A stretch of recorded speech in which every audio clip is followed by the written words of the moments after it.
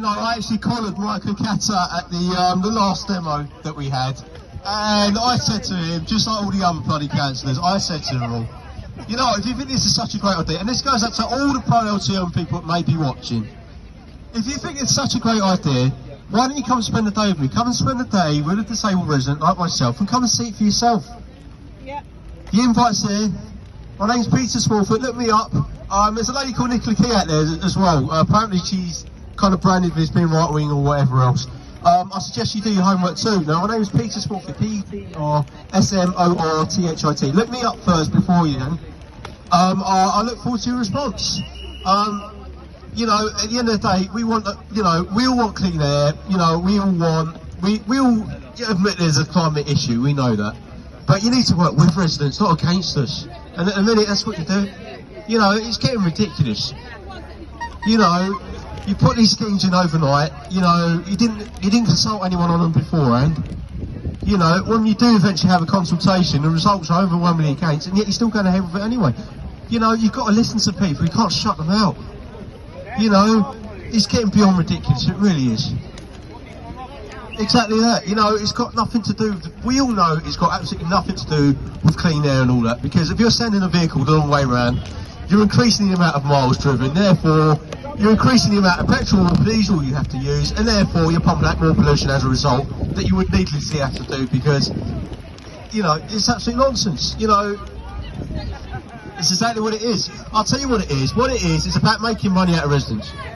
You know, 90% of the people that go through these LTNs and get the LTN fines are not people from outside the bar, they're people that live in the bar. These are people that are residents who live there, like you, like me, like everyone else. Yeah?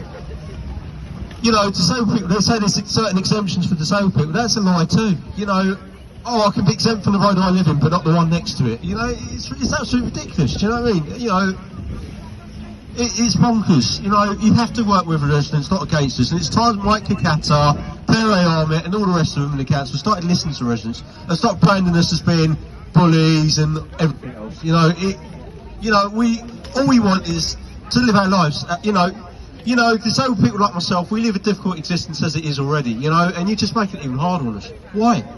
There's no need for it. You know, Take my invite, come and spend a day with me, come and see what it's like for yourselves. You know, Vodka Cat was all too quick to take my number down at the last demo. I said, oh yes, I'll get in touch with you. But did I hear from him? Of course not. Why not? You know, if it's such a great idea, come and spend a day with me, come and see what it's like from the, you know, from the perspective of somebody who can't walk or cycle. You know, I'm paraplegic, I'm paralysed from the chest down, there's no way I'm going to get on a bike. You know, it's going to be a miracle if I can walk, I can't walk. You know, these people like myself are just not considered. You know, it's not just people like myself, it's carers, it's caregivers, it's business people, it's tradesmen, it's taxi drivers, you name it. You know, they do not give a crap about any of us. You know, society cannot function without cars, you can't get rid of them completely. You know, it's just impossible. It's exactly it. Exactly that. You know what it is, it's about control. Let's just call it what it is. It's about control. It's about controlling freedom of movement, blocking people into 15-minute cities or whatever they're calling it now. You know, it's absolutely ridiculous. You know, and even with these cargo bikes they've got going on now with the so-called deliveries, they're talking about last mile deliveries on a cargo bike. Not everything can fit on a cargo bike for one, and if it's only the last mile done on a cargo bike, it still involves a lorry, a truck, a van, it still involves one somewhere. Do you know what I mean? So you can't get rid of it completely. You know what I mean? You can't get rid of it.